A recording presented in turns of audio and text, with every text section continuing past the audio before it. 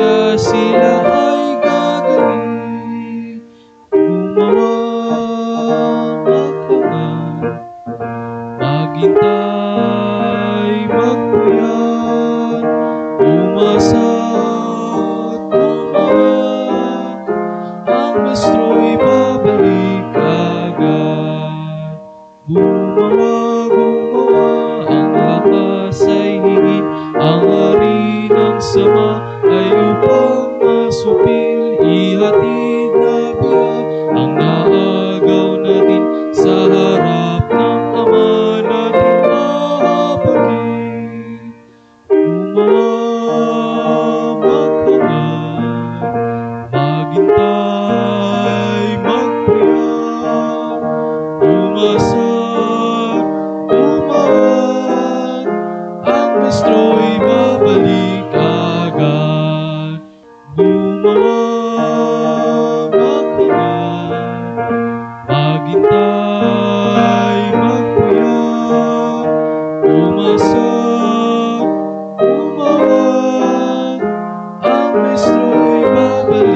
agad. Yes po, sabi po sa mga talata po ng mga awit, 73 verse 26. Puso ko't kaluluwa, kung nanghihina man ng Diyos, ang lakas kong tanging kailangan. Amen po. Sige po, saglit po tayong manalangin. Ama namin Diyos na makapangyarihan sa lahat, pinupuri ka po namin at pinapasalamatan, Panginoon, sa umaga ito. Sa isang linggo, Panginoon, na ikaw po yung nakakaalam, nakakabatid ng aming mga sitwasyon, ng aming mga puso, Panginoon, ng aming buhay, Panginoon. Pinagpapasalamat po namin ito, Panginoon, sa iyo po, Panginoon. Maging, Panginoon, yung mga pagpapala, Panginoon, na patuloy niyo po, Panginoon, pinagkakaloob, maging, Panginoon, yung walang hanggang mo, Panginoon, na pagmamahal, Panginoon, na patuloy niyo, Panginoon, na pinapadamas sa amin, Panginoon. Maging, Panginoon, maging, Panginoon, yung wala po, Panginoon, ay maisip po nila, maalala po nila, Panginoon, na tanging araw na ito, Panginoon, ay yung pinapaging banal, Panginoon.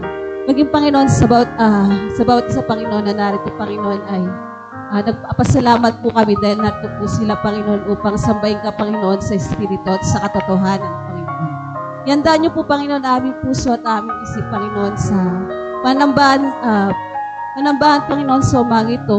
Sa iyo po lang namin, Panginoon, pinagkakatiwala, Panginoon, ang lahat ng aming gagawin. Maging, Panginoon, yung wala, Panginoon, ay patuloy niyo po sila, Panginoon, ingatan at gabayan, Panginoon. Sa iyo po, Panginoon, binabalik ang papurit, pasasalamat sa tanging pangalan niyo po lamang, Jesus. Amen. Yes po, inaanyayan ko po ang ating taga-awit po na si kapatid na Janice.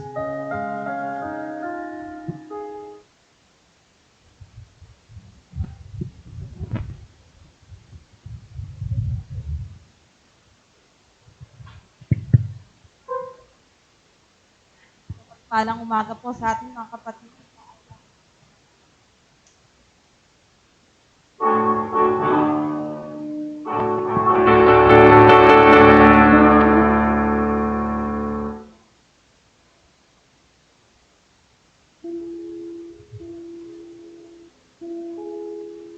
O magkatean po tayo.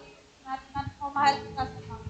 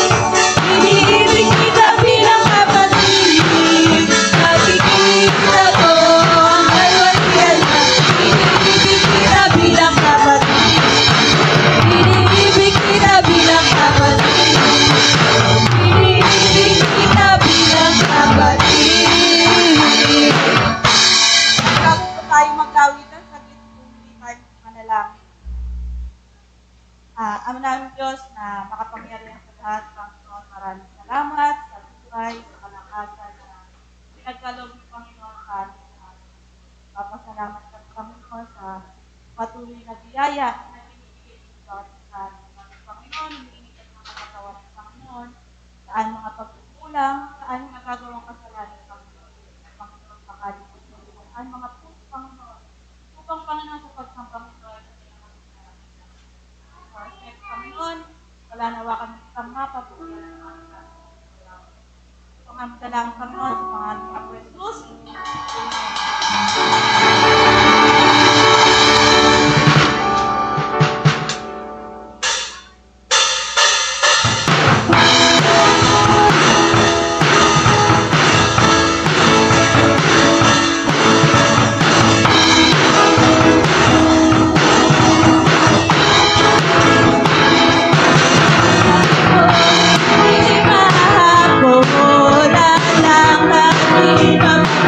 Pag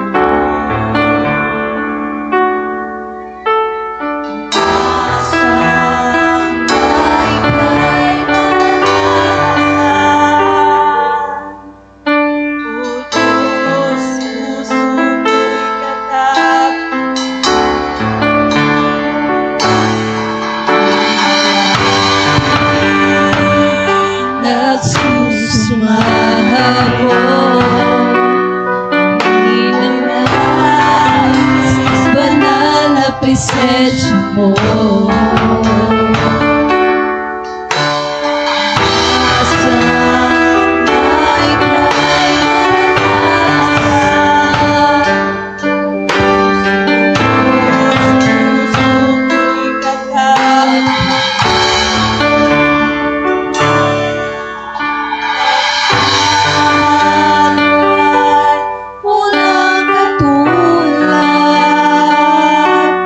Sa buhay ko ay kailanman di na kulang. Ako'y namamangha sa'yo. Dadakilan, itatanghal kita, o Diyos,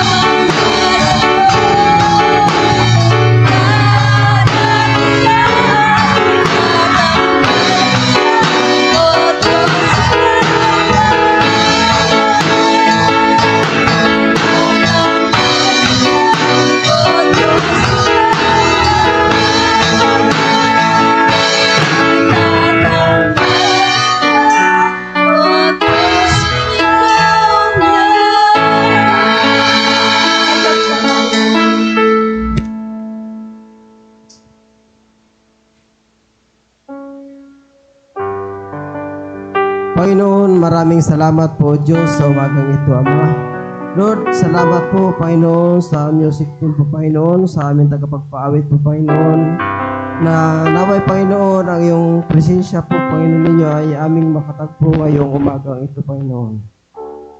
Lord, maraming salamat po, Diyos, sa umagang ito, Ama, magamat ay wala po ang iyong lingkod po, Panginoon, na si Pastor John, Panginoon, ay patuloy po, Panginoon, ay hindi hadlang po, Panginoon, sapagkat mayroon po kayo, Ama, mga ginagamit po, Panginoon, upang tumayo, Panginoon, sa iyong harapan. Lord, maraming salamat po, Panginoon, sa mga kapatiran po, Panginoon, na naka-attend po, Panginoon, sa oras na ito, Ama. Ganon din po, Panginoon, ang wala pa po, Panginoon, ay patuloy po, Panginoon, na hipuin po ninyo ang kanilang puso at damdamin po, Panginoon, na ang araw na ito ay araw ng papuri po, Panginoon. Ingatan mo sila, Ama, kung saan man sila naroroon, Panginoon. Patuloy nga rin po, Panginoon, na ako, Apo, Ama, ay lumalapit sa iyo sa oras na ito, Ama. Naway po, Panginoon, ng patuloy po, Panginoon, na presensya po, Panginoon, ay aming makatagpo po, Panginoon, sa umagang ito, Panginoon. Lord, dinadalangin ko, Panginoon, ang aming mga kababaihan mamaya po, Panginoon. Sila po, Panginoon, ay aalis po, Panginoon, patungo ng tipasama, sapagkat mayroon sila may gawain po doon, Panginoon. Hinihiling ko po, Panginoon, ang iyong pag-iingat po, Panginoon, sa kanila, Ama. Mulat sila sa kanilang pag-alis po dito, Panginoon, sa iyong bahay-sambahan ito, Panginoon, hanggang makarating po, Panginoon, sila. Ganon din po, Ama, sa kanilang pagbalik. Ikaw po, Ama, ang mag-ingat, ikaw ang gumabay sa kanilang mga sasakyan po, Panginoon, sa bangka o jeep, Panginoon, o ano pa man. Lord, maraming salamat po, Panginoon. Dinadalangin ko po, Panginoon, sa oras na ito, Panginoon, ang lahat po, Panginoon, ng mga karamdaman po, Panginoon, ay patuloy po, Panginoon, ang aming inilalapit sa umagang ito, Ama. Ikaw po, Panginoon, ang humi po, Panginoon. Kagaya, Panginoon, ng apo ni Pastor John po, Panginoon, nasa sakari po, Panginoon, kung kailan siya po, Panginoon, may upo, Panginoon. Dalangin ko, Ama, na patuloy po, Panginoon, ikaw mag-ingat sa batang ito po, Panginoon. Ganon din po, Panginoon, kay Aya, ang kanyang karamdaman po, Panginoon. Lord, ikaw din po, Panginoon, ang mag-ingat po, Panginoon, sa kanya. Ikaw po ang magbigay ng kagalingan sa kanila po, Panginoon. Maraming salamat po, Panginoon, sa umagang ito, Ama, at patuloy nga po, Panginoon, na pagpalain po ninyo, Ama, ang bawat isa sa amin po, Panginoon, sa oras na ito, Diyos. Pagkat patuloy po, Panginoon, na dinadalangin ko, Panginoon, ang iyong tagapagsalita ngayon, ay patuloy na itago mo siya sa iyong likuran, Panginoon. Naway ang iyong mga salita, Panginoon, ay maging kaaya-aya o maging pagpapala po, Panginoon, sa bawat isa sa amin. Ito po, Ama, ay aming mapagpulay-pulayan ang iyong mga salita na ihahatid po, Panginoon, sa bawat isa sa amin, Panginoon. Maraming salamat po, Panginoon, sa umagang ito. Ito po ang isang dalangin sa pangalan ni Jesus. Jesus' name, pray. Amen. Yes po. Manatili pong nakatayo po ang lahat at sambitin po natin ang sumas.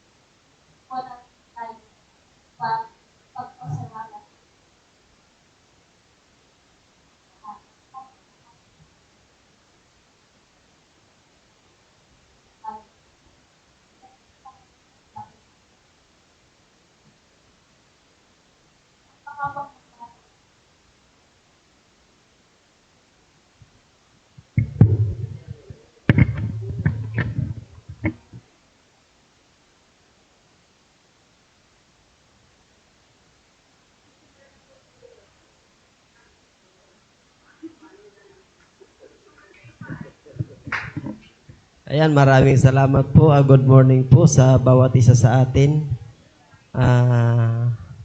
Bagamat marami ang bakante po. Pero nandito naman ang presensya ng Diyos. Ay nagpapasalamat po ako sa Panginoon dahil nga po ay talagang napakatagal ang tag-ulan po. Pero sa awa ng Diyos ay magamat ang aking palaisdaan muli ay nagkanda lulubog na naman, pero sabi nga ay hindi po tayo masyadong kasi wala naman tayong magagawa dahil sa kalikasan na yun ay Diyos, sabi ko nga Diyos talagang bahala, at saka isa pa nasa loob naman ng area po yung aking mga similyahan. Kaya nagpapasalamat po ako sa Panginoon dahil magamat po ay ganun niya yung inaasahan po natin na pagkakakitaan, pero hindi ko naman masasabing sayang siya kasi siguro nandun lang siya sa loob ng area ko. Pero ang lang doon talagang ang kalaban po doon yung arwana.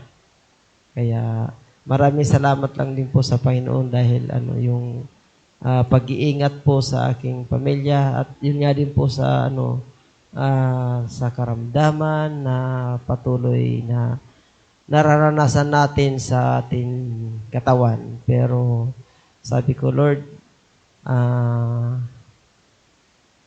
ikaw na po ang bahala, pero sabi ko, nais ko pang maglingkod ng mahabang panahon. Sabi ko nga nakakailan gabi na din po ako na hindi natutulog kasi siyempre hindi ko alam, mga alalahanin po natin lalong-lalo na pagdating sa financial po, ay siyempre hindi naman ako nakakapagtinda rin. Saka kung minsan ay yung puhunan ay minsan ay nagagalaw, pati yung puhunan, nagagalaw ang tubo, nagagalaw ang puhunan. Kaya pero ang ginagawa ko na lang ay parang siyempre yung tawag ko doon ay yung diskarte na lang na magpaborobaliktad siya para hindi lang maputol talaga ng lubusan. Kaya nagpapasalamat po ako sa Panginoon dahil sa sabi ko nga po kagabi, kasi nagising ako ng alas 12, tapos ay natulog ako ng alas 3.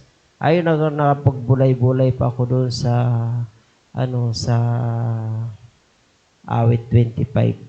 Napakaganda naman kasi yung prayer ko nung gabi, bago po ako nagbuklat po ng aklat, ay nagpray muna ako. Katapos hindi ako matulog, pagbukas ko ng aklat, nung binasa ko yung awit 25, nandun lahat yung aking sabi ko, parang nagtugma yung aking prayer at saka yung binasa ko, sabi ko. Kaya pagkatapos po noon, sabi ko, Lord, salamat po kasi yung prayer ko noong una ay nandito pala. Kaya, ayun, nagpray uli ako. Tapos ay, pagdating ng alas 3 nga, natulog na din ako. Pinagpray ko yung, bigyan ako ng kalakasan ng loob para yung magkaroon kami ng magandang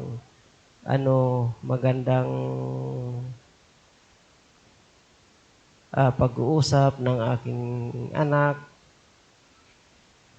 Iris kasi hindi ko siya nakakausap ng wasto kasi pagka tulog, pagka nalapitan ko ayaw ko kasi yung pagka tinanong ko, mayroon akong narinig na matigas na boses. Ayaw ko kasi parang nauudlot na, parang doon na ako pinanghihinaan na baka sabihin na lang na baka sabihin ng anak ko, ay lalapit na naman yung papa ko kasi kailangan. Yun po yung aking Kaya sabi nung asawa ko, umiiral yung pride ko. Hindi kasi hindi siya pride. Ang ano ko, talagang kahit anak ko, nahihiya din po ako. Kaya, yun po yung aking ako naman ay hindi nahihiya kahit marinig pa ng anak ko basta yun lang ang aking ang katotohanan na kaya minsan nawawala ako ng gana makipag-usap kasi ayaw ko nung nakakarinig na pagkano, alin, ayan, parang ganun.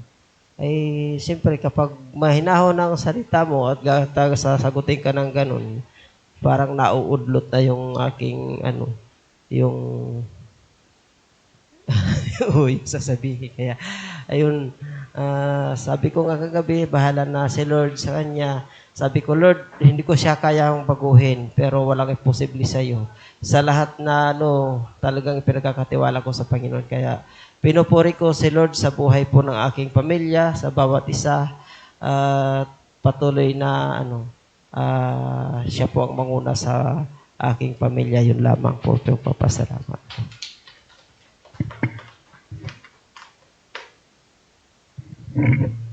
Next po.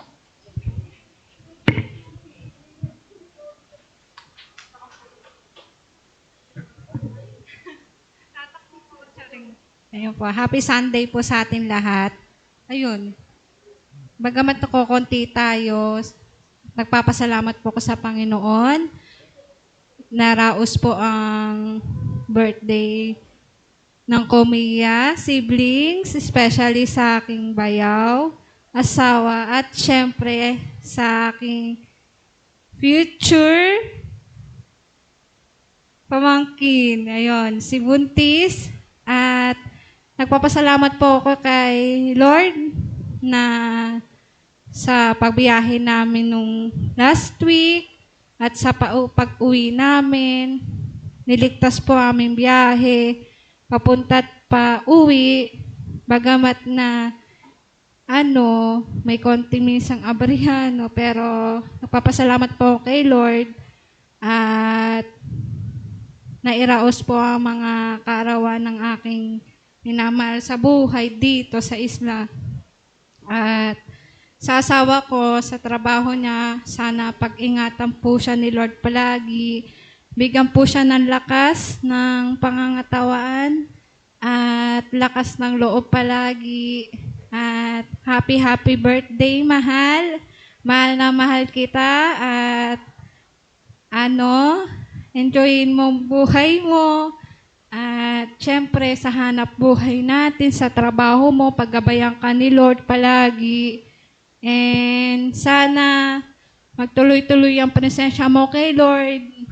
Hinihila niya dito sa kanyang bahay-sambahan. Ako din, sana makasama din kita ulit. Alam ko may puso ka ni Lord, pero talagang pagka andyan ng mga alam mo na yon, pero may alab sa iyong puso, alam ko yon. At ang pray ko lang palagi sa iyo, bigyan ka ng mahabang buhay at lakas ng pangangatawan. At huwag ka lang po magkakasakit, tuloy-tuloy ang ating hanap buhay at lalo na sa iyong trabaho. At bahala na po sa iyo si Lord. Yun lang po ang aking dalangin. And happy birthday po sa aking asawa at sa dalawang kanyang kapatid. Yun lang po. Happy Sunday and God bless. Meron pa po ba?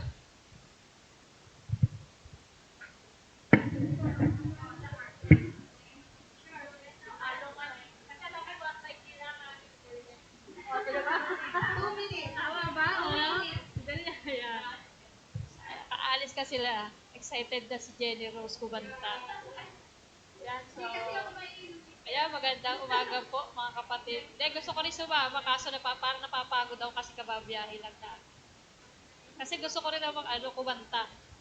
Di ba yan talaga ang talent, kanta, no? Yan. Sa next time na lang ako sasama. Basta ihanda nyo rin ang sarili nyo. Pagka nakapanganak na ako sasama. Ayan, so ako rin po nagpapasalamat kay Lord kasi ayun nga, yung pagbubuntis ko, ano, sabi nung doktor, ino-normal daw ako. Wow! Ayan. Ayan, hindi ko alam ba. Basta binigay ni Lord, ibig sabihin, meron siyang nakaprovide ano, kung ano. Yun na lang. Ayan. Kaya, ay di na susunod. Ayan, kaya salamat kay Lord at the age of 43. Ayan. Pati doktor nagtataka, ilang taon na po kayo ma? Inuulit talaga. sabi ko, sabi ko, 43 na po ako, sabi niya. Ah, first, pang ilan na yan? First po. Talaga? Sabi nga no. Basta nauwi sa ano, pagka in-interview ako, nauwi talaga sa tawanan lang kasi nga, umiedad na raw pero mga anak. Tapos ano sabi nila, bihira talaga yung gano'n, 43 first baby. Ayun, kaya yun, salamat kay Lord sa aking baby. Tsaka ano, puro talaga siya ultrasound. Puro ultrasound ang ginagawa. Malakas naman daw, masigla. Tapos si ano, hindi po nagbabago ang gender, boy pa rin. Kasi tinatanong ko kung boy pa rin kasi baka magbago. Sabi ko, nagbago po ba ang gender? Ano po? Ano po ba gusto niya? Sabi gano'n. Sabi ko, po boy. Sabi ko, at least boy. Ayan. Sabi, buti hindi nagbabago. Kasi baka nga magbago sa susunod ano. Lagi daw may lawit. Sabi ko. Kaya yun, salamat kay Lord kasi nahawakan niya ang aking baby na ibinigay. Sana masilayan po natin siya, ang kanyang kagwapuhan. Yan, baka gwapo ano. Yan. So hindi namin alam kung anong mix na ano. Yung kaya salamat po kay Lord sa biyaya niya. Na bagamat di pa po ako natatawagan yung totoong pinagpe-pray ko. Pinagpe-pray ko rin naman talaga matawagan ako. Kasi iba po talaga ang may trabaho. Kaya sana bago mag-October matawagan pa para maabot ba ang maternity leave ano. Ayan, so ayun po, basta po, bahala po si Lord. Kung ano po, hindi po niya matawagan, edi next year. Ayan, basta po, continuous lang ang ano ang paglilingkod kay Lord. Nakasalamat din po kay Lord sa pag-iingat niya. Kasi ayun nga, nung nagpunta kami, natutuwa po ako kasi, di ba lagi ko pinagpe-pray yung pamilya ko maano kay Lord. Ano? Kasi doon po pala may naghumahayo. Marami din po pala humahayo doon. May pastor, may Jehovah. Masipag daw po talaga ang Jehovah doon. Kaya sabi ko, pero sabi po ng itay, meron daw po talaga doon pumutang pastor. Minsan nagpapadala pa ng tinapay, gano'n. Parang may feeding, gano'n. Kaya sabi ko, ay salamat. Kasi at least sana, yung mga ano doon, maging masipag din, ano. Para sila din ay makarinig ng salita ng Diyos. Bagamat ano, talagang malalayo po talaga ang bahay. Pero tingin ko po masarap tumira doon kasi presko ang hangin. Kasi sabi ko kay itay, gusto po ba umuwi? Ayaw na po niya umuwi talaga. Kasi doon po talaga ano, parang masarap po talagang tumira. Kasi parang pagka may edad ka na, parang gano'n ang gusto mong sitwasyon. Tahimik, tapos presko ang hangin, tapos puro halaman. Kaya sabi ko, parang masarap talaga. Yun. Ang kagandahan, salamat po kay Lord kasi may tumanggap kina Herbie na isang pamilya po talaga doon, magbibigay pa ng lupa. Kaya sabi ko, Lord, salamat. Kasi sa mga anak mo, hindi ka nagpapabaya, kahit malayo, kahit saan mapunta, iniingatan. Kasi napakalaki po ng lupa nung may-ari. Kaya sabi ko, ay, buti naman nagbigay. Kaya lang sabi ko kay Herbie, iba na ang may kaunting signature. Oo, may kasulatan. Pero ang mga anak ko mabait kasi entertain po talaga kami ng mga anak, 3 anak. Yeah, oo, kasi nagpapagagaan. Pero kagandahan po, talagang, po sila, talagang welcome po kami nung dumating. Parang family. Kaya parang naging close po kami yung pamilya niya, doon nga po ako nagtataka, kahit mga professional, yung uupuan ka. Kasi teacher din po pala ang anak nun, tsaka yung isa parang, basta 2 po yun, 3 po sila natapos talaga. Kaya sabi ko, di ba bihira sa mga professional, uupo ang kanin. Talagang upo po talaga sila sa amin para makipagkwento. Kaya sabi ko, ay salamat. Yung napuntahan ni Herbie, hindi ganun yung higher level talaga na. Parang hindi mo siya alam na mapera po sila pero hindi sila halata. Negosyante po sila pero hindi po talaga Kaya sabi ko, salamat kay Lord sa patuloy po na pag-iingat niya po sa aming sambayanan. Kami po ay nagdaos po talaga ng kasi kesa alalahanin namin yung nakaraan, di ba, pang isang taon na po talaga ng aming kapatid. Yun na lang pong buhay ang aming naidaos, yung pagpupusta kay Itay, pinakamasaya po doon yung makausap po namin yung magulang talaga na kamusta na. Yun, salamat po sa magulang ko na patuloy na talagang iniingatan ni Lord. Kaya sa Diyos po ang papuri at sana si Romel din makasama ko dito. Yun, para po natin. Yes po, thank you po sa mga nagpatotoo po ng kanilang buhay. At ako din po yung magpapatotoo. Sige po, nagpapasalamat din po kay Lord sa lakas po na binibigay niya upang gawin po yung mga task din po sa nangyari po sa isang linggo din po. Salamat po kasi lagi pong suspend. Charis. Ilang araw lang pinasok. 2 days lang. Lagi suspend. Wala po daw maingay. Yes. Sige po, nagpapasalamat din po kay Lord sa pag-iingat din po sa pamilya ko. Bagamat hindi po namin sila po nakakasama din po na makapaglingkod ay isa po rin po sa pray ko na makasama din po sila. Ilamang po at sa Diyos po ang pinakamataas na papuri po sa umaga ito. Kaya yanda po natin ang ating puso po sa pakikinig ng kanyang ng mga salita po. Nadadalin po ng ating kapatid na maganda. Maganda po daw. Siksik. At umaapo po sa ganda, si kapatid na Delia Hoyohoy. Palakpakan po natin. Sige po, magandang umaga po mga kapatid. Napakadami po natin, Talagang kung kailang umaraw, parang nawash out.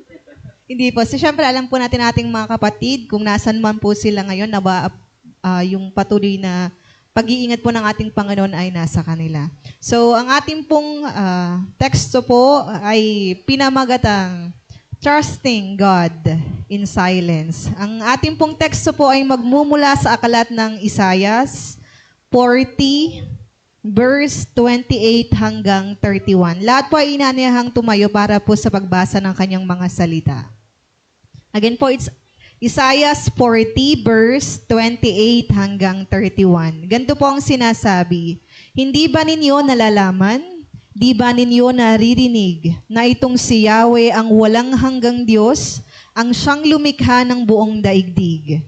Hindi siya napapagod, sa isipan niya ay walang makauunawa. Verse 29, ang mahihina at mga napapagod ay kanyang pinapalakas. 31, verse 30 po, kahit na ang mga kabataan ay napapagod at nanlulupaypay. Verse 31, ngunit muling lumalakas at sumisigla ang nagtitiwala kay Yahweh, lilipad silang tulad ng mga agila. Sila'y tatakbo, ngunit hindi mapapagod. Sila'y lalakad, ngunit hindi manghihina. Saglit po tayong manalangin. Dakilang Diyos, Ama namin, tunay nga po na salamat sa magandang araw na to na patuloy po kayong nariyan para po ingatan ng bawat isa.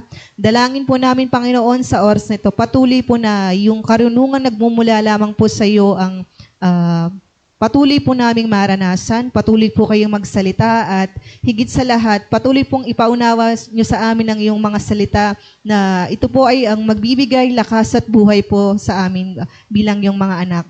Muli sa iyo po ang papurit pasasalamat sa mga oras na ito. Ito po ang aming dalangin sa pangalan mo, Jesus. Ang lahat po ay magsabi ng Amen. Sige po, makakaupo na po tayo. So ang ating pong topic ay pinamagatang Trusting God in Silence. Kung tatagalogin po natin, sabi po sa pagkakasalin, ang pagtitiwala sa Diyos sa panahon ng katahimikan. So, ang una po natin, sabi nga po daw, ito po daw aklat ng Isaias ay isinulat sa panahon ng bayan, na ang bayan po ng Diyos ay nakakaranas ng takot, ng kahinaan, at kawalan ng katiyakan. Kung saan dito po sa aklat po ng, sa chapter po na ito, pinaalahanan po ng mga propeta ang Israel tungkol sa kadakilaan at karunungan at walang hanggang kapangyarihan po ng ating Panginoon. So nararamdaman ng mga tao na nito po nung panahon po nila na sila ay pagod at tila nakalimutan na po nakalimutan na po sa gitna ng kanilang pagsubok. Ngunit tiniyak po ng ating Panginoon na siya ay hindi napapagod at tapat at nagbibigay ng lakas sa mga nagtitiwala sa Kanya. So, binibigyang din po sa aklat na ito na sa mga talata 28 verse 31 na ang lakas po ng ating Panginoon ay sapat para sa bawat namanampalatayang nanghihina at napapagod. Para po sa ating proposition, sabi nga po, ang paghihintay ay hindi nangangahulugang walang ginagawa ang Diyos, kundi ito po ay isang aktibong pagtitiwala sa kanyang lakas at perpektong panahon na nagbibigay ng panibagong sigla at pananatili sa kanyang bayan. Para po sa ating tanong, sabi nga po, paano ba nagiging isang aktibong pagpapahayag ng pagtitiwala sa lakas at tamang panahon ng Diyos ang paghihintay sa Kanya? So kapag po tayo naghihintay, narito po ang maraming mga isipin natin, darating ba? Mangyayari ba? Matutupad kaya? Ito po yung mga karaniwang nabubuo sa ating mga isipan sa panahon po ng paghihintay. Tama po ba? Sabi nga po sa bahagi pong ito ng aklat sa verse 28 po hanggang 31, inilipat ni Isaias ang ating pansin mula sa kung sino ang Diyos tungo sa kung ano ang kayang ipagkaloob ng ating Panginoon. So sa ating pong unang katotohanan, sabi nga po dyan, sabi po dito, the certainty of God's strength. Sa Tagalog po, ang katiyakan sa lakas ng Diyos. Sa talata 28 po tumatatagpuan, sabi po dyan, hindi mo ba nalalaman? Hindi mo ba naririnig? Ang walang hanggang Diyos, ang Panginoon, ang may lalang ng dulo ng daigdig at hindi napapagod ni nanghihinaman. Ang kanyang kaunawaan ay hindi masasaliksik. So, pansin po natin na, sabi po dyan, ang kapangyarihan po ng ating Panginoon, walang hanggan, Hindi natin kayang sukatin, hindi natin kayang isipin kung gaano kalawak o kalaki ang kayang gawin ng ating Panginoon. Sabi nga po dito, bilang Kristiyano, ano po ba ang ating magagawa kung may katiyakan naman po pala sa lakas ng ating Panginoon? Una po, kailangan po nating magtiwala na ang Diyos, sa Diyos po natin kahit tila naaantala po ang pangyayari o hindi malinaw ang sitwasyon. Di ba may mga times po na parang sa buhay natin dumarating na sobrang ano kaya mangyayari? Parang hindi natin alam kung anong mangyayari. Pero sabi nga po sa Romans 8:28, na sa lahat ng bagay, ang Diyos ay, gumagawa sa lahat ng bagay. Para saan po? Para sa ikabubuti natin, na magtiwala po tayo na kahit hindi natin nakikita agad yung resulta, kahit hindi pa natin nakikita kung ano mangyayari, pero basta't may pagtitiwala po tayo sa Panginoon, mangyayari at mangyayari yun. Kaya mahalaga po na pinanghahawakan po natin ang kanyang mga salita na tila ba kahit na parang mandami mong isipin at ang daming gumugulo sa'yo. Pero kapag may pagtitiwala po kasi tayo, nawawala po yun. Na kapag ibinigay natin yung buong, sabi nga, yung buong pagtitiwala, nagkakaroon po tayo ng ng peace, ng kapayapaan sa gitna po ng maraming isipin, ng mga alalahanin. Mas naunawaan po natin na ang Diyos po natin ay gumagawa para po sa ikabubuti nating lahat na nagmamahal sa Kanya. Ang tanong, nagmamahal ka ba kapatid sa ating Panginoon? Parang mahina po. Parang nagmamahal lang po tayo sa ating pamilya. Nagmamahal po ba tayo sa ating Panginoon? O amen daw po yan. Dapat mas malakas, Pag tinatanong ko po, may tinanong po kasi ako isang beses sa aking pong estudyante. Ito po ay meron kaming contemporary literature na subject. Sabi, tungkol po ito sa magulang. Sabi, pag tumanda ba ang magulang mo, ano ang kaya mong gawin?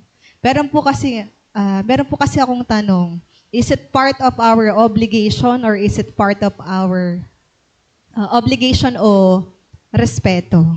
Sabi po, may sumagot po ng obligation daw. Meron sumagot po na hindi daw po, pag tumanda daw po ang parents nila, hindi naman po nila obligasyong magbigay.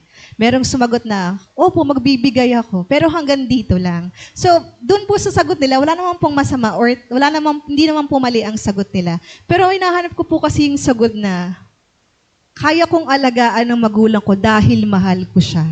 Hindi dahil obligasyon mo, hindi dahil napipilitan ka lang. Kaya parang nagkaroon po sa isipan ko na sa panahon po talaga ngayon natin bilang mga Christian, mahalaga po na hindi lang po natin ipa-recite ang memory verse sa bata. Mahalaga po na ipaunawa natin yung salita o mensahe ng Diyos sa kanila. Kasi masagiging tama po yung kaisipan nila na uy, may magulang ako. Ibig sabihin, pagka tumanda ang aking magulang, patuloy ko siyang mamahalin. Hindi out of obligation lang. Ayun po. Ma-share ko lang po tungkol po ito sa mga anak ko na matatalino naman po talaga sila. Matatalino po yung mga bata.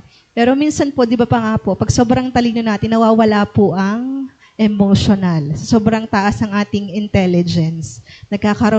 Nababawasan naman po ang ating emotional quotient. Ayun po. Pero sabi nga po, sa ating unang katotohanan, ang katiyakan po ng lakas ng Diyos ay patuloy pong nariyan. So, kapag kay Lord po tayo umasa, laging may katiyakan. Amen po ba?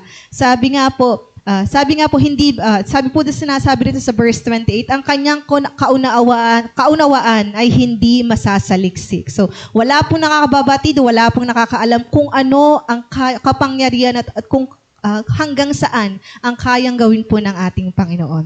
So, ang ating pong aral na makikita sa verse 28, walang sandali na ang Diyos ay hindi kayang kumilos para po sa kapakanan ng kanyang bayan. Sabi nga po sa mga aklat po ng awit, 138 verse 8, ang pangako daw po ng Panginoon ay tinutupad niya sa lahat na ito pong ating Panginoon, ang pag-ibig niya ay hindi kukupas at ang sinimulang gawain niya po ay magaganap. Kaya patuloy po tayo magtiwala. Lahat naman po pala ng sinimulan ng ating Panginoon ay magaganap sa buhay natin. So, ang kailangan lamang po talaga natin ay panghawakan ng kanyang mga salita dahil may katiyakan po sa lakas ng ating Panginoon. Ayun po ang unang katotohanan.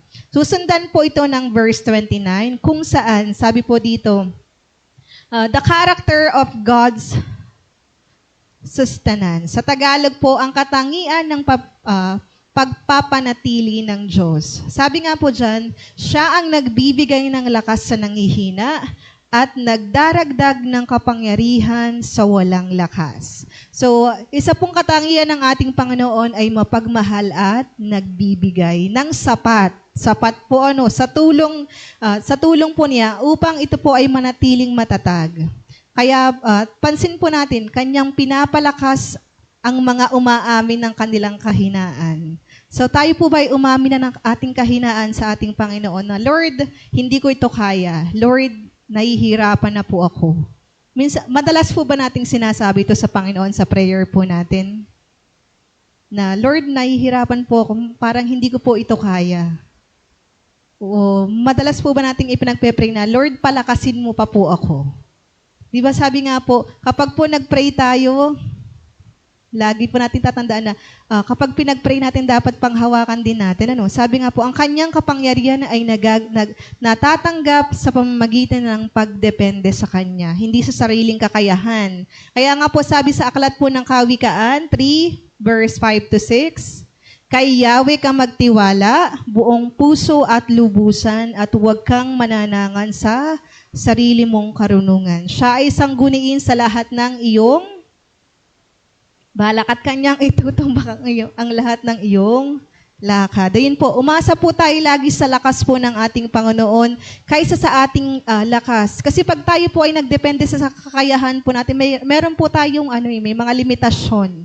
Pero kapag tayo pong mga anak niya ay nagdepende. Yung dependency po natin ay sa kayang gawin ng ating Panginoon. Ang ating pong Panginoon, di ba sabi nga po sa unang katotohanan, siya po ay may katiyakan po ang kanyang lakas. Kaya ang ating pong dapat gawin ay umasa lamang po tayo sa kanyang lakas at huwag tayong aasa sa ating sariling kakayahan. At kung saan ang aral po nating matatagpuan dito ay ang kahinaan po natin ang nagiging lugar kung saan nahayag po ang kalakasan ng ating Panginoon. Totoo po kung saan po tayo mahina, doon po tayo pinapalakas ng ating Panginoon. Sabi nga po sa 2 Corinthians 12:9, ang aking biyaya ay sapat na sa iyo, sapagkat ang aking kapangyarihan ay nagiging ganap sa iyong kahinaan. Ano? So sa panahon, totoo po ito, sa panahon po ng ating kahinaan, mas nakikita po natin ang kumikilos po ang ating Panginoon, na may mga bagay na maa-amaze ka na, ang galing hindi ko yung kaya. Pero sa biyaya at sa kabutihan ng Diyos, nagiging matagumpay ang imposible. Nagkakaroon tayo ng victory through Him lang. Sa Kanya, laging sa Kanya ang kapurihan. Kaya bilang mga anak po ng ating Panginoon, tandaan po natin na ang katangian ng ating Panginoon ay napapanatili po tayo ng Diyos. Ang kanyang katangian ay napapanatili po tayo na maging dependent sa Kanya. So, bilang mga anak niya po, lagi po tayong mag-depend sa Kanya, hindi po sa tao, dahil ang kapangyarihan po ng Diyos ay kaya po niyang gawing posible ang mga imposible.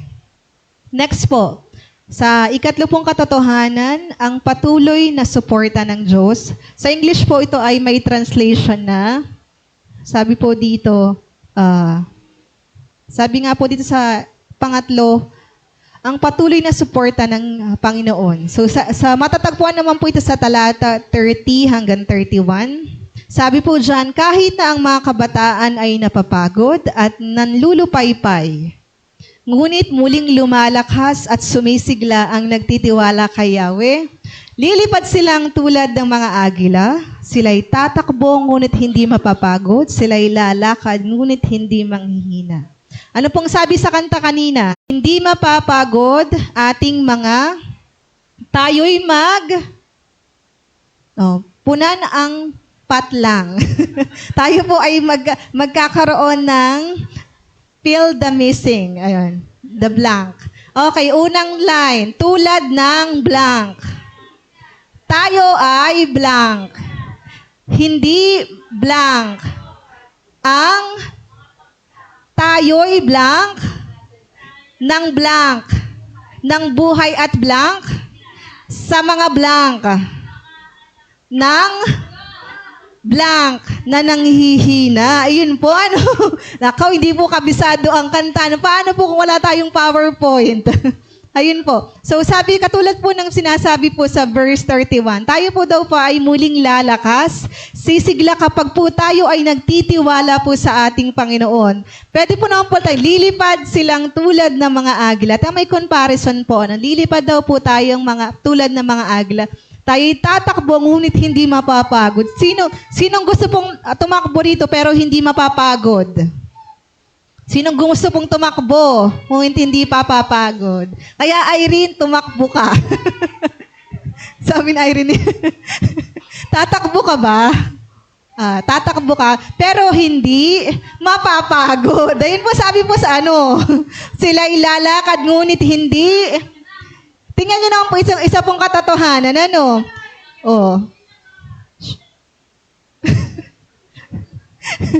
Ang ating pong children ay very, very maingay. Parang gusto pong mailista sa board.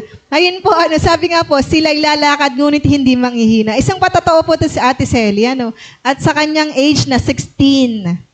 Talaga naman pong nakakarating pa po ng kinabuogan, naglalakad po. Isa pong katotohanan na siya po ay hindi nanghihina, Ate Celi, kaya kailangan mo pa ng plus 100. Ayun po, totoo naman po, sa biyaya at sa kabutihan po ng Panginoon, si Ate Celi ay patuloy na malakas na kapag hayag ng po ng salita, na patuloy po nagpahayag ng salita ng Diyos sa dako po ng kinabuogan, kung saan napakabait ni Ate Celi sa lahi ng paraleha sa banda kinabuogan po. Kaya salamat Ate Celi sa buhay mo na patuloy pong pinapagamit sa ating Panginoon. So ang katotohanan po na ang katangian po ng ating Diyos, sabi nga po dyan, sabi po dito, ang katangian po ng ating Diyos ay nagbibigay sa kanyang bayan ng panibagong pagtitiis at spiritual na sigla. So, sa kapangyarihan po ng ating Panginoon, binibigyan daw po niya tayo ng spiritual na sigla, na kahit nangihina ka, lalakas ka pa rin. Di ba meron po akong nakita sa newsfeed sa Facebook, sa Reels, Di ba kapag po nilalagnat, Di ba meron po mga content creator na yung bigla ka talagang lalakas kasi binigyan ka ng blue bills, Ganyan po ba ang gusto nyong kalakasan? Yung nangihina ka, di ba nilalagnat ka, tas tatapalan ka ng blue bills sa noo. Gusto niyo po ba yun? Ganyong kalakasan na talagang, pinapakita po kasi na parang, pwede ka palang lumukas kapag may pera ka. Pero hindi po, sa ating pong mga Kristiyano, ang kalakasan po ay ang paglilingkod sa ating Panginoon na kahit dumadaan po tayo sa pagsubok, sa pagdurusa, narito pa rin po tayo. Di ba nga po, na ang buhay po natin ay nakalagak na sa Panginoon na, yes, manghihina po tayo, pero patuloy na papalakasin po ng ating Panginoon ang ating buhay espiritual. Kaya nga po, ang kakayahan po ng tao ay pansamantala lamang. Ngunit ang suporta po ng ating Diyos ay tuloy-tuloy at hindi nauubos. So, yun naman po pala ang kagandahan, Ang suporta po ng ating Panginoon ay hindi nauubos.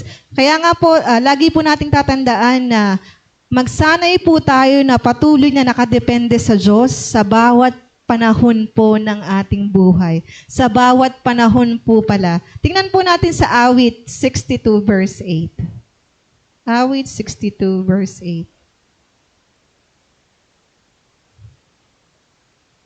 Awit 62.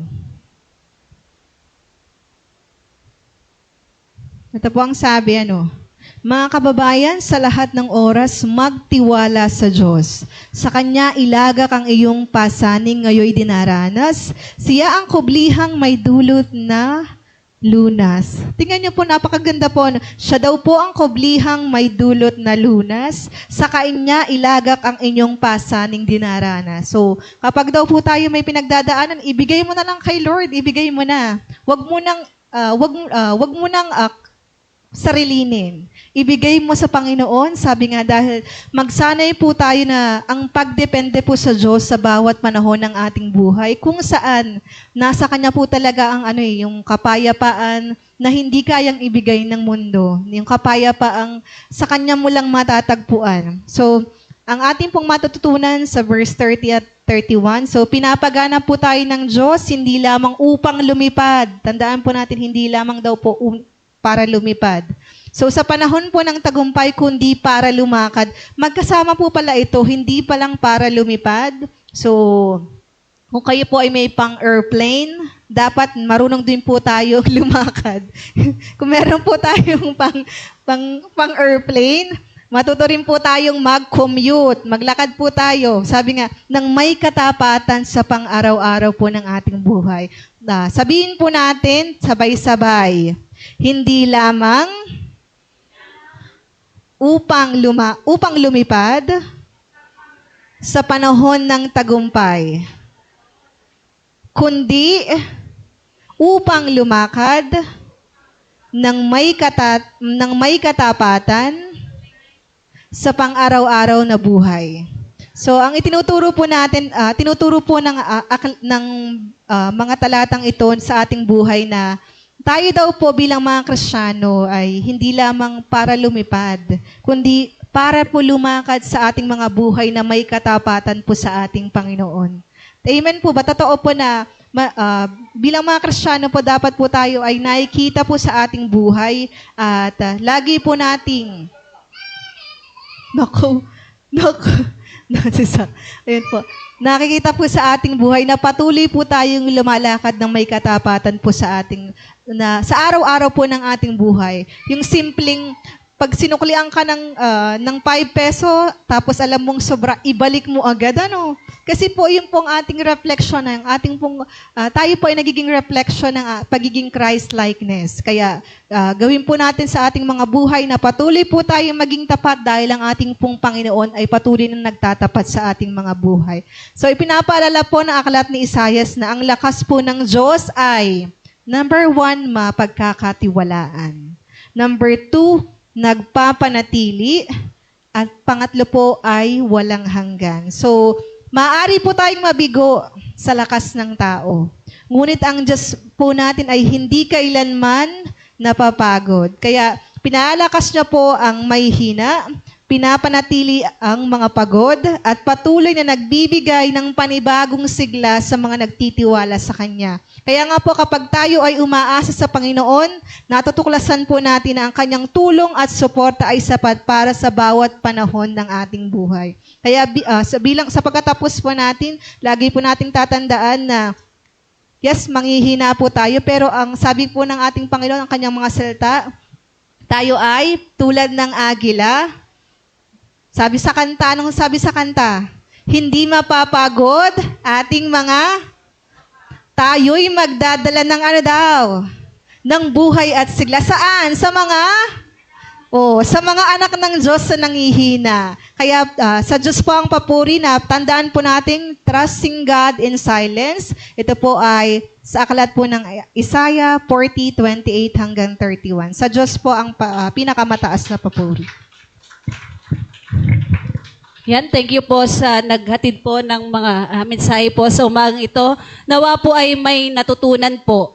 May natutunan po ba? Yes. Sige po, tayo po ay dumakaw na po sa pagkakaloob. Sabi nga po kung saan po tuloy-tuloy po yung pagsuporta ng ating Panginoon, ibalik po naman natin sa Kanya.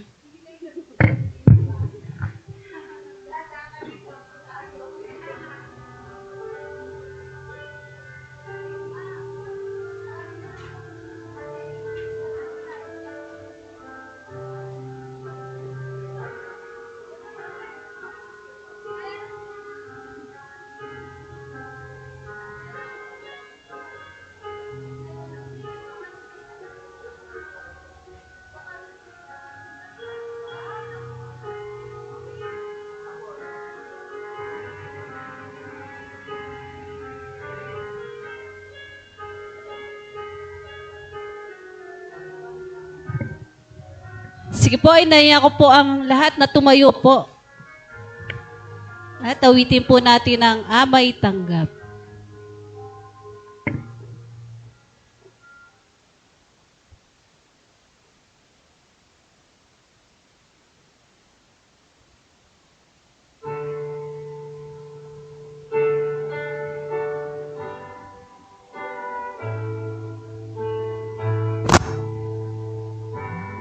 Pusong may lukot, pagpalain ang kaloob sa ngalan ni Jesus. Amen. Doxolohiya. Ang Ama ay papurihan, Anak, Espiritong Banal, ang mga taong nilalang, anin sa kalangitan.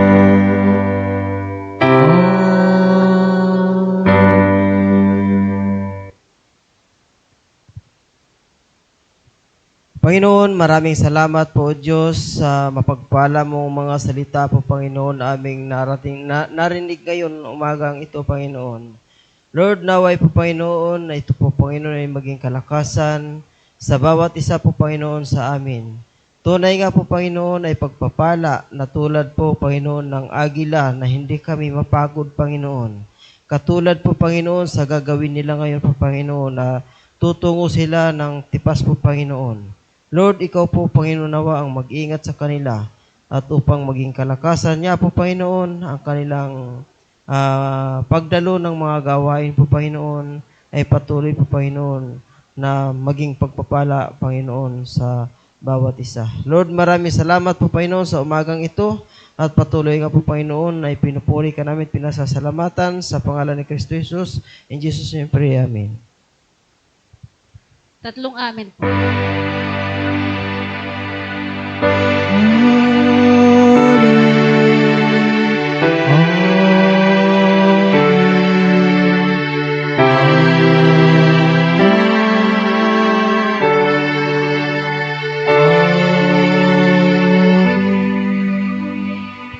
makakaupo na po ang lahat para po sa ating pagbabalita. Narito po yung ating mga schedule. Yan, tuwing Wednesday po, may online prayer warrior. Tuwing Friday po, prayer meeting, 7:30 p.m. Saturday, mission visitation, afternoon. Worship team practice, 6 p.m. Sunday school, 8 a.m. Sunday worship service, 9 a.m. Kababaihan, after service, children's ministry, 3 p.m. Youth ministry, 5:30 p.m. Wala na po ba? Baka po may idadagdag po. Sige po, wala na po daw. Makakatayo na po ang lahat. At awitin po natin ang awit recession.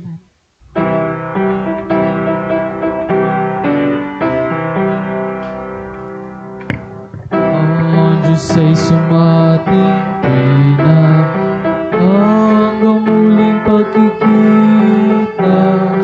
Naglayin mo ang linggap niya at ang lakarin mo'y giginawa. Sa muli natin pagkikita sa paanan ni Jesus. Sa muli pagkikita, patnubayan kanawanan ko.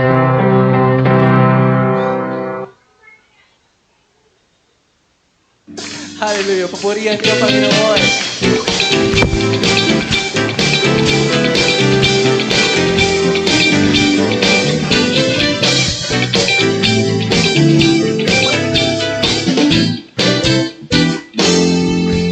Tatakbo, ngunit di mahapo. Lalakad at di mapapago. Maghihintay ng may tagumpay. Pag yung pag-asa ko ay nasa'yo. Tatakbo, ngunit di mahapo. Lalakad at di mapapago. Maghihintay ng may tagumpay. Pag yung pag-asa ko ay nasa'yo. Tulad ng agila'y paiilan lang nang may panibagong sigla. Ako ay agilang paiilan lang nang may panibagong sigla. Ikaw ang aking na nagtutulak sa akin. Iba mo ng bagyo na nangangaling. O Diyos, purihin ka sa panibagong sigla. Sa panibagong sigla.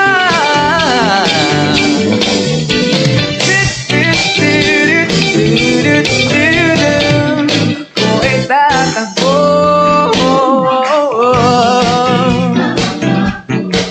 Lalakad di mapapagod. Maghihintay ng may tagumpay. Pag ang pag-asa ko ay nasa'yo. Takbo, ngunit di mahapo. Lalakad di mapapagod. Maghihintay ng may tagumpay. Pag ang pag-asa ko ay nasa'yo. Tulad ng agila'y paiilan lang nang may panibagong sigla. Ako ay agilang paiilan lang nang may panibagong sigla. Ikaw ang agil na nagtutulak sa akin. Iba mo ng bagyo na nangangalit. O Diyos, purihin ka